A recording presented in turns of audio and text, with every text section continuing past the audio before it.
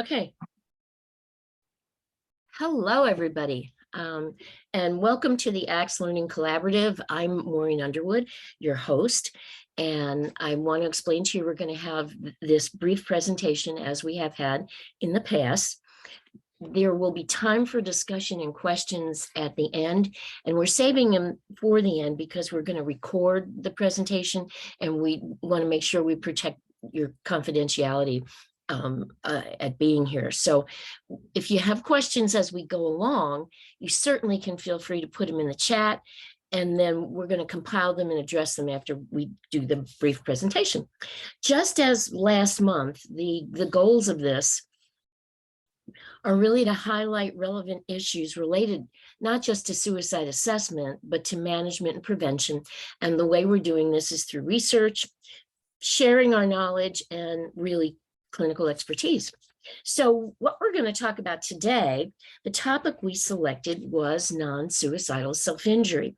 And the reason that we selected this is that, there's been a lot of research and interest in this topic escalating, I think, over the last years, because it's more strongly associated with a history of suicide attempts than any of the other established risk factors for suicide, such as depression, anxiety, impulsivity, even folks who are challenged with borderline personality disorder. So what we're going to review is we're going to look at some basic information about non-suicidal self-injury. I'm not sure I can say that every single time, but you'll know what I'm talking about. Some of the differences between self-injury and suicide, some of the reasons why people choose to self-injure, and then go through a case example of mine that was a pretty significantly dramatic one, and show you the treatment approach that really did work. So it's always nice to share a success. I always like, as you all know, to start with words from the people that we're going to be talking about. I like to have them be part of this program. And if you've ever looked online for some of the websites for self-injury, there's a ton of them. And these are the kind of things you'll find. And I thought that this really kind of made several points that are important for us to look at today, including her calling this a parallel universe on arms. I cut myself, and I get suicidal thoughts daily. I've told my parents I cut, but they say I'm being childish. I need capital H help. Why don't they see that? I have very few who support me and want to help me any way they can, but I need my parents to take me to the doctor, and they won't listen. It hurts so much to know that you don't have someone like a parent to depend on and to go to. And I want you to pay attention to what this young woman talks about in terms of the importance of parents. Now, she is young, and I think when you're working with some of your younger adolescents, this may be one of the most overlooked aspects of treatment, is really engaging parents. And my experience has been, it's because they're so frightened of it and they don't know what to do. So just hold that thought, because I think that's important when we talk about what some of the clinical strategies are. We always start with a definition because I like us all to be on the same page. So the definition we're going to use is self-injury refers to a variety of behaviors in which an individual intentionally inflicts harm to his or her body for purposes not socially sanctioned and without suicidal intent. So you can see there are several pieces in here that are important to take a look at. Our slides seem to have a mind of their own today. So the key components that are kind of listed in this definition, I want to pull them out for you because I think they're important to take a look at on our next slide. And first, and you all know these, if you had one client, you certainly are aware of most of this. They're harmful acts done to yourself, by yourself. They're not what someone else does to you. That component of self is really, really important. There has to be some kind of physical violence that leads to tissue damage. So that's when they're talking about physical violence, it's really tissue damage. And there's no intention to die when you do it. There's some other reason. And it's not one of those socially sanctioned um, tissue damages like piercing or tattooing, anything like that. And it really is something that you are very intentional about. If you remember in some of the other conversations we've had about suicide, we've talked about the one thing that distinguishes suicide from accidental death is that intention. I intend to do this. It's not something that happens by accident. The thing I think that's important for us who are clinicians is to really differentiate kids who are just, and I'm going to use the word kids because most of the clients I saw were adolescents, young adults who are doing this. Every now and then there'd be an adult. But what's the difference between people who are doing it experimentally from those who are really clinically severe? And, when I say clients, there are men who do this. Women by far do this more than men, just so you know. The frequency is the major thing I think that we take a look at.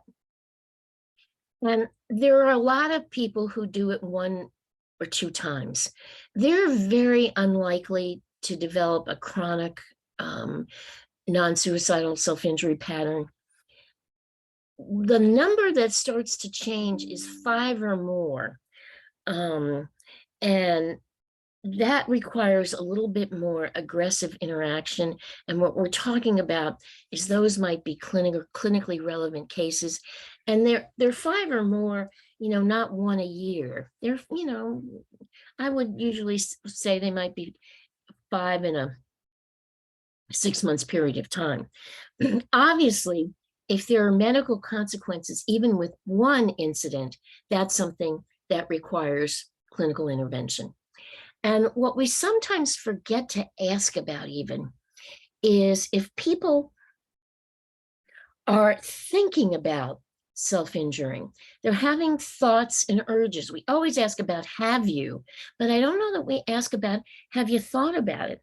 And I think it's important to have that question, have you ever thought about it? Because that's when our red flags should go up, that something's going on that's really reflecting a deficit in coping skills. And so they're turning to this as a way to cope. And that's what we're going to have to take a look at. The method that's associated with the greatest clinical severity is cutting rather than scratching or, picking at wounds, pulling skin off.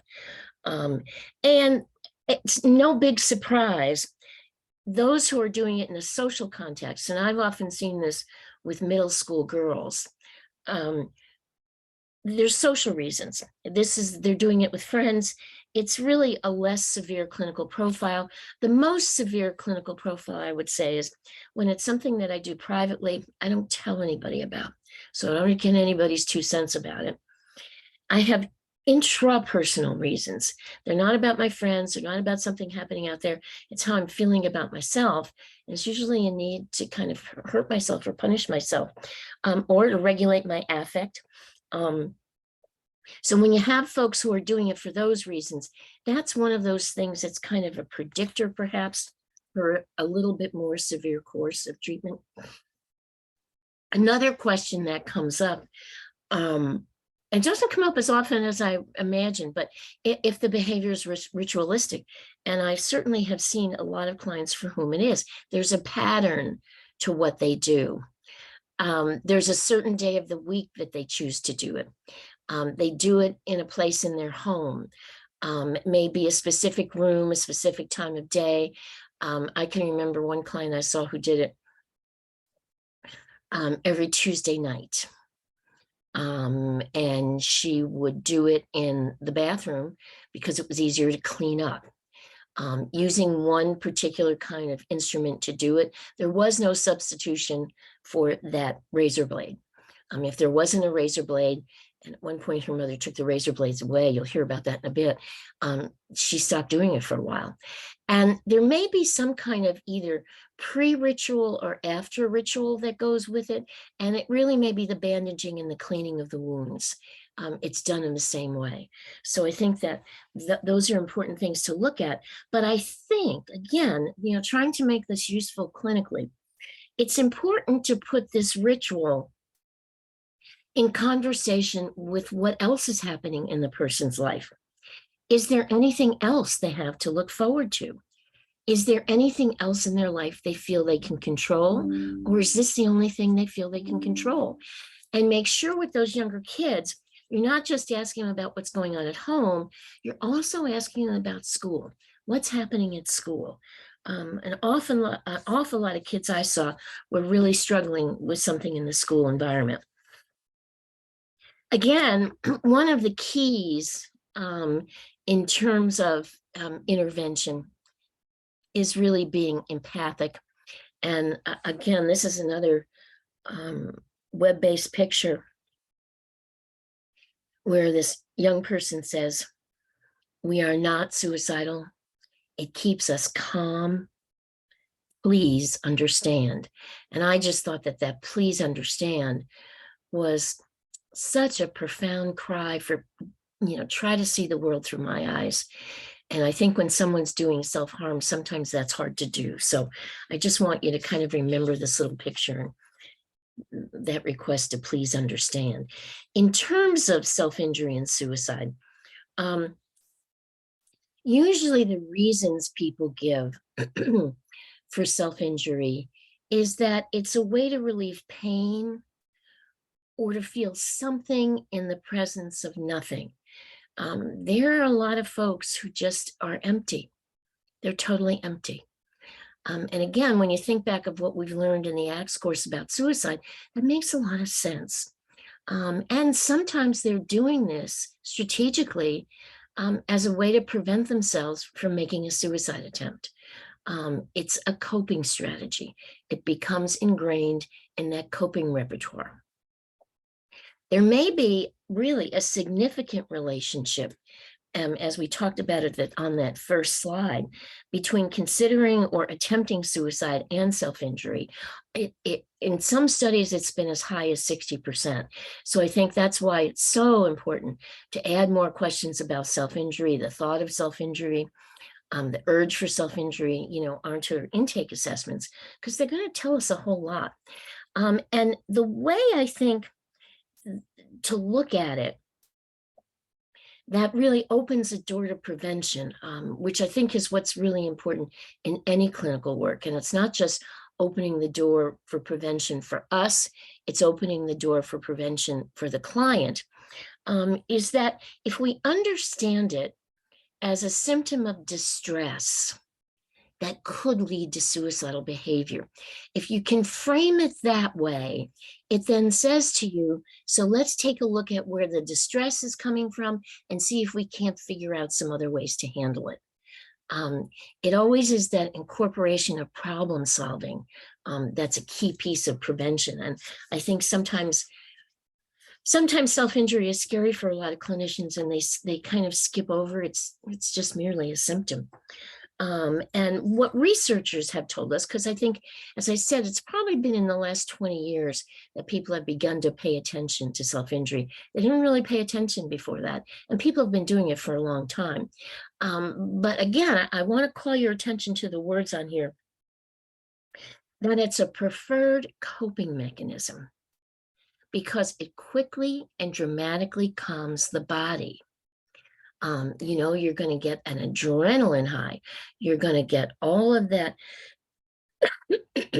hormone rush that comes from injury. So I think it's important to see this is something that for most people works pretty well, even though after it, they usually have very negative feelings about what's going on. They're not happy about it. But again, it can be something that really does provide calm. And as I mentioned, in terms of hormones and neurotransmitters, there's some biological base in terms of serotonin function that may be a part of this. The reasons that people give for doing this are as varied as the number of people who choose to do it. And I'm sure in your practice, you've heard all of these reasons.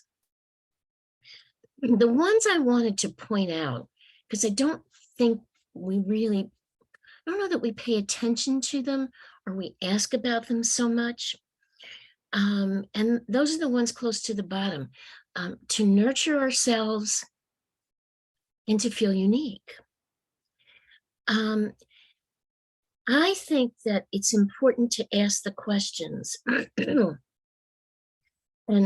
frame them in a way that could be like, sometimes people injure themselves as a way to take care of themselves. And I wonder if you've ever felt that way. You can see how it's totally non-judgmental. It's an objective question that really opens the door for someone to understand you're trying to empathically engage with them on this topic.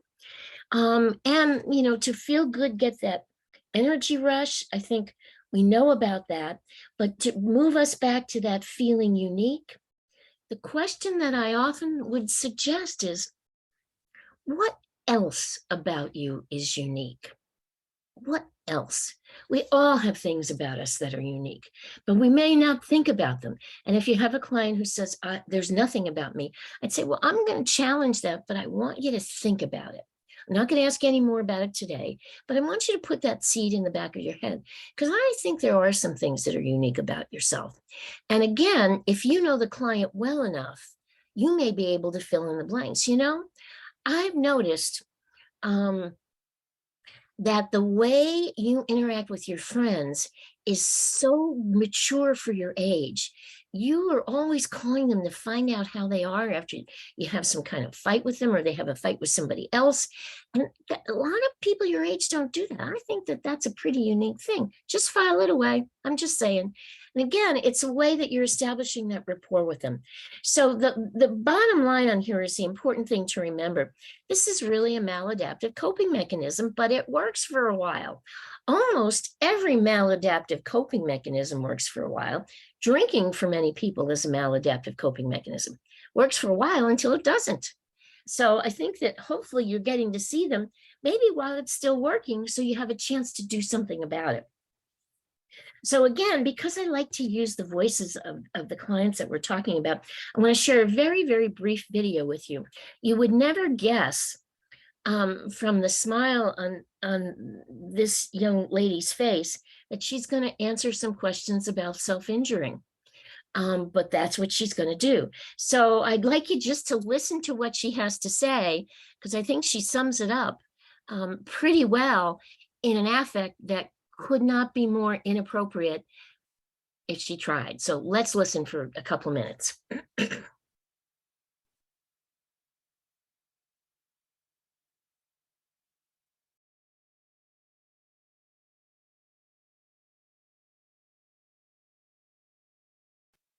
Oh, I think we have to go back I started to when I sound. was in 7th grade. I'm currently a senior in high school. I started because my friend had given me razor blades and she thought that Can you not hear her? I can. We could, now we can. Okay. I should use them and she told me how to. I felt really good about myself when I did it for the first time, probably because it's like, oh, I did this to myself and nobody else could do it for me. I started to realize that I couldn't do it on my arms because people would see, so I moved on to cutting my thigh.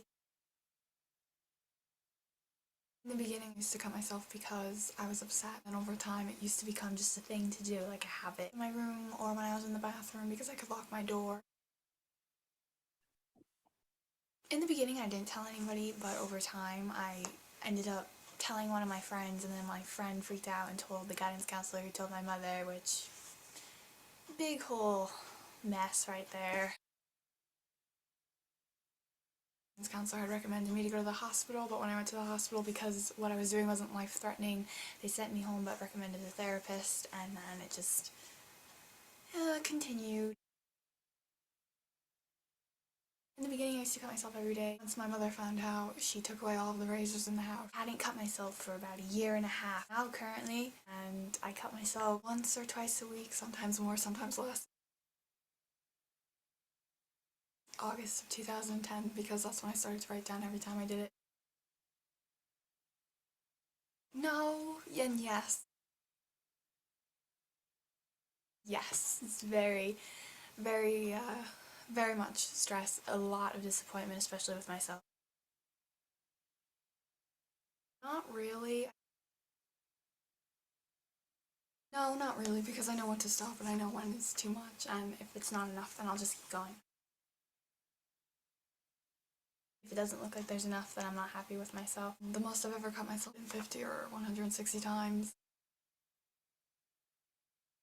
Taking razors or anything away necessarily mean it's gonna help. Showing you that you care about somebody can really help.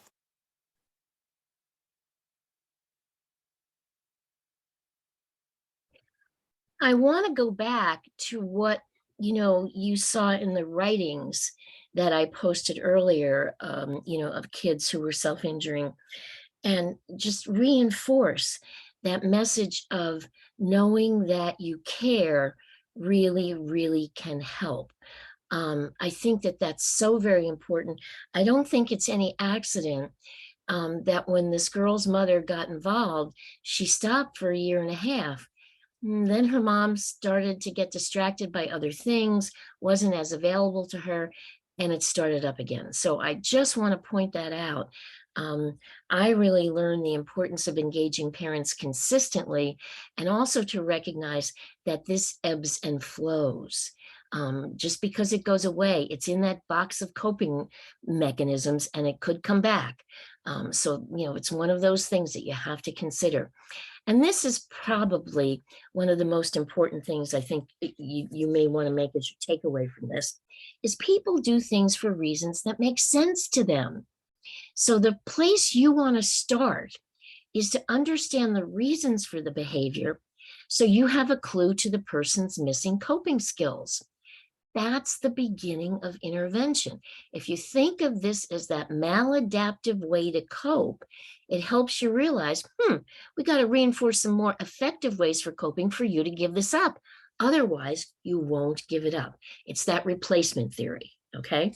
So the other thing that I wanted to say, because I think that I've heard sometimes clinicians struggle with this, is do you make non-suicidal self-injury the primary treatment target, or do you make it a secondary or tertiary treatment target? And as you all know, most of the time, the clients you're going to see are going to have multiple issues of clinical interest. This is not the only thing they're going to present with. So kind of the one hand, other hand. On the one hand, it really may threaten their physical safety. Although, as you heard this young woman say, I know when to stop. I know when to stop. The time when she talked about cutting herself 160 times, that was because she was trying to lose weight and she hadn't. And she weighed herself for the first time in a month and she was 160 pounds. So she had to give herself a cut for every pound. The other piece of, that one hand is, as we talked about in the beginning, it really may lower the capacity for lethal self-injury. So that's a concern. On the other hand, it really does seldom lead to life-threatening injuries. There's usually very little medical attention directed toward NSSI. And most of the time, the client sees it as peripheral to other problems. You'll notice that when you heard her talk, she didn't see it as her primary problem.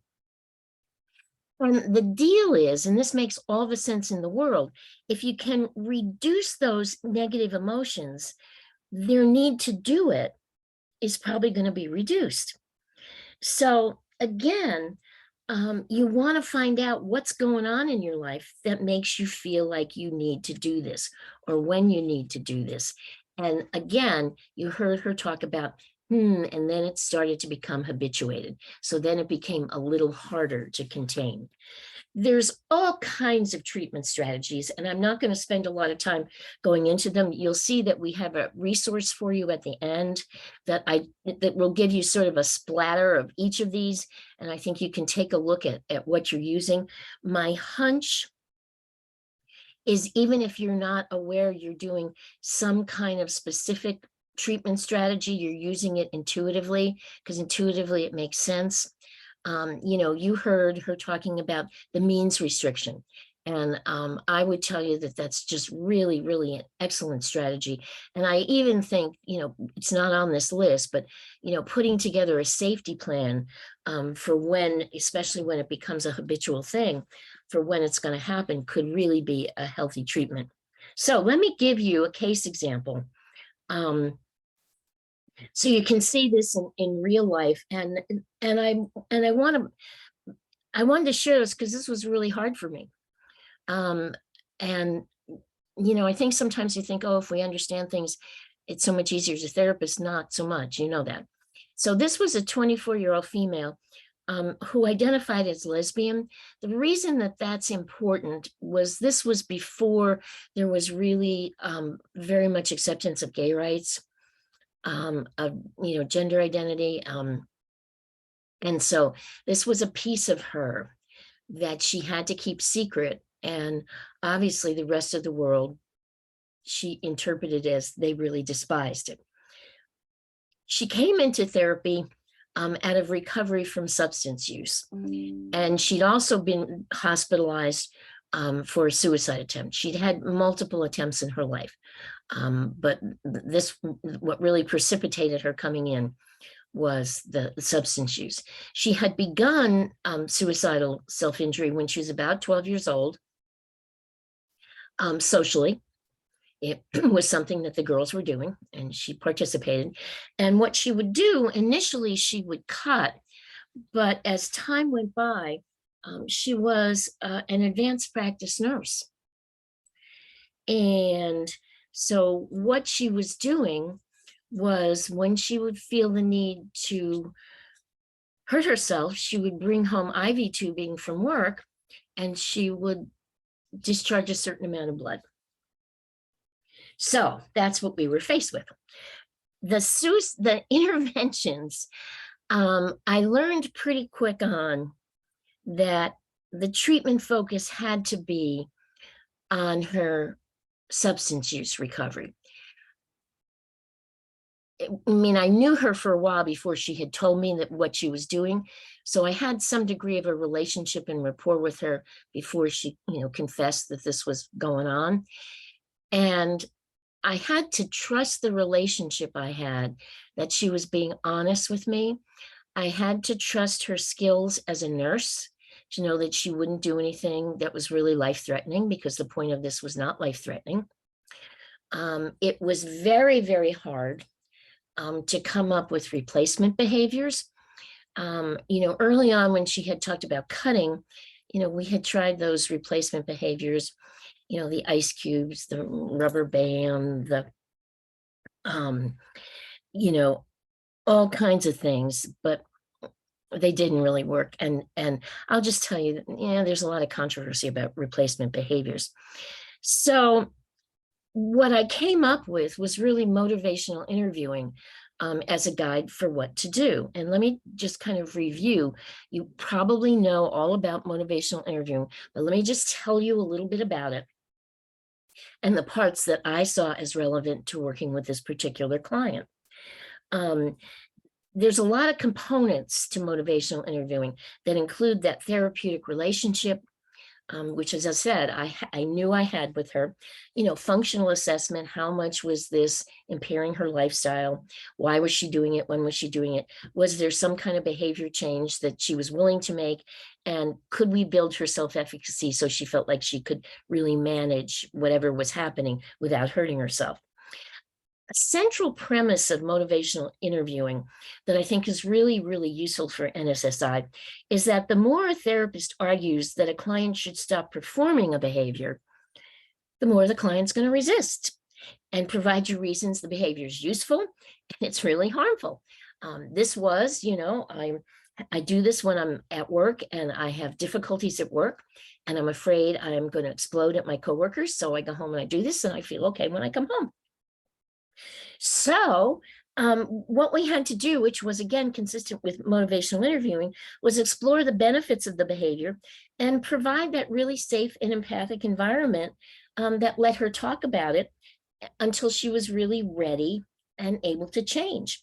So we went through some of those stages that motivational interviewing sees as stages of change, that thinking about before you think about it, thinking about it, preparing, action and changing. So the way we did this was we set it up so that the strategy was, the first piece of it was that she was going to do it.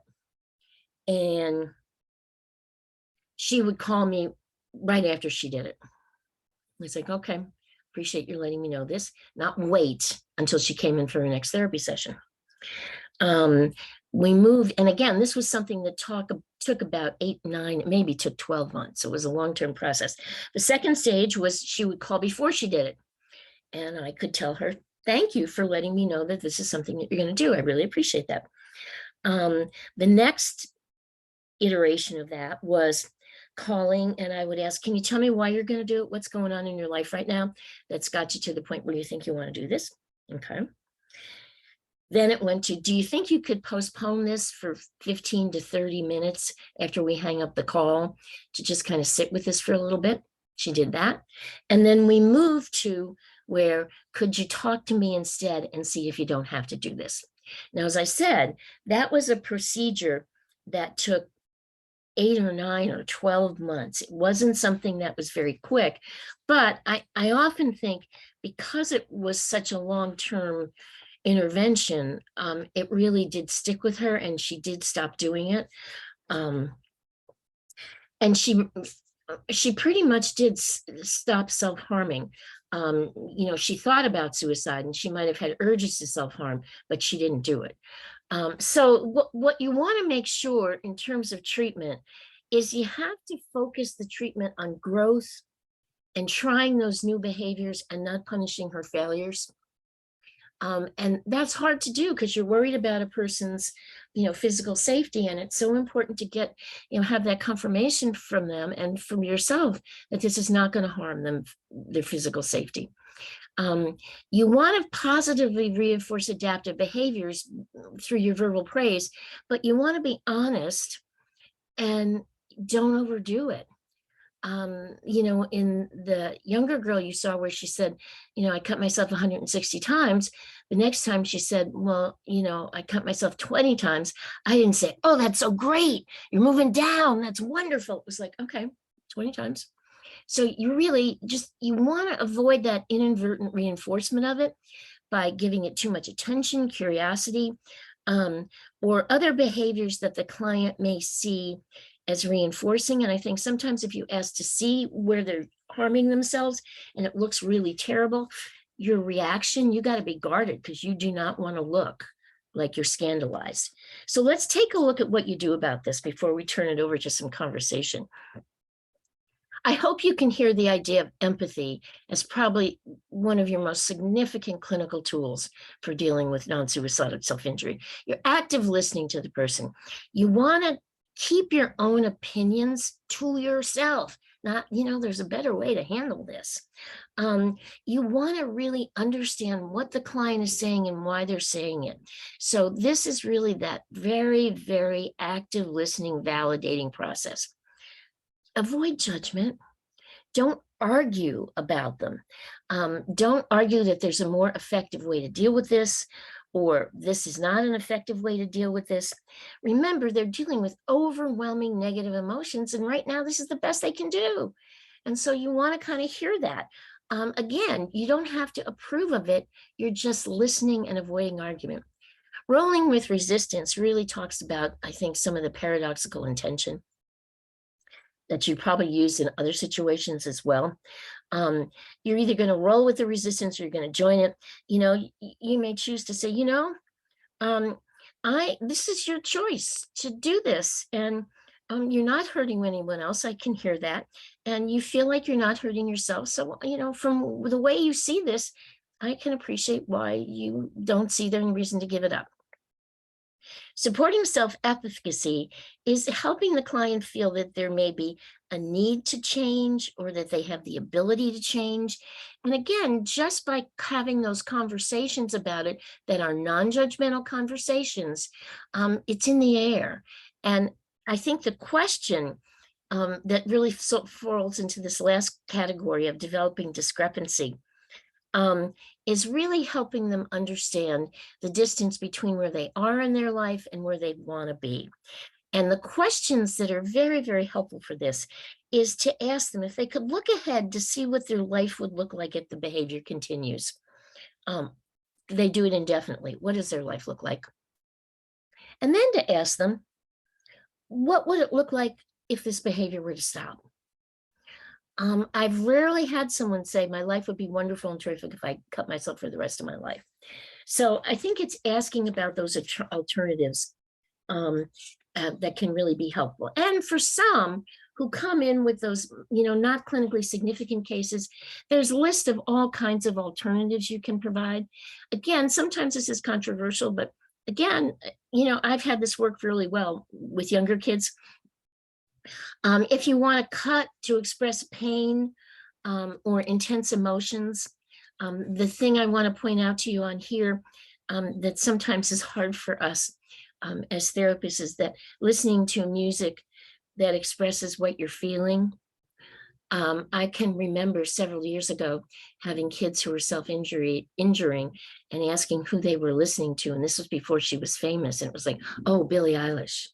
And if you listen to some of her songs, again, it's normalizing the fact that you're not alone, that other people have felt the way you felt and they can express the feelings rather than act on them. If you're doing it to calm or to soothe yourself, which is on our next slide, these are positive sensual stimulations. So you could have someone really come up with a list of positive sensual stimulations. And here's some of them.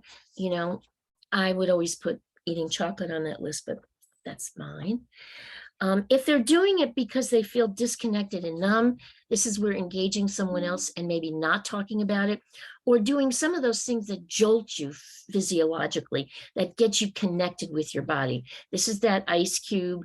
It's holding your hands in ice water.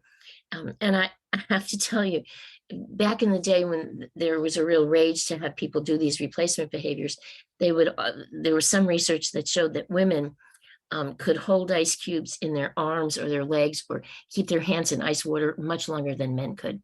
Their pain tolerance was much higher, just sharing. And you got to find the right thing to do to get connected with your body. If you're doing it to release tension or vent anger, that exercise stuff can be really, really helpful. Screaming into pillows. Sometimes people put faces on their pillows. In your office, you may want to have some of those stress balls because again, that can be a useful way to talk about taking out that physical energy. And then coming up with those substitutes, and this is the place that has been a little controversial. And again, it has to be substitutes for those less severe cuttings. That red felt pan that you mark across yourself where you might have cut, rubbing ice across your skin where you might have cut. So you get a sensation of pain, but it's not that intense. Those rubber bands, etc. But again, you're still doing something that's a bit self-destructive. So I'm just saying these may be things that are not your go-tos. So finally, what I want to give you is, I think this is the best resource there is, even though it's a 2011 resource. It's part of a series in it called Advances in Psychotherapy. And this is the one on non-suicidal self-injury. They're not, I don't know how much they are. They may be $30 or something, but I think that whole series is really great resources because it gives you some of the theory, some of the research behind a variety of topics. And then it really says, and here's what you can do in a clinical setting to implement it. So we're going to stop recording at this point, and we're going to take a look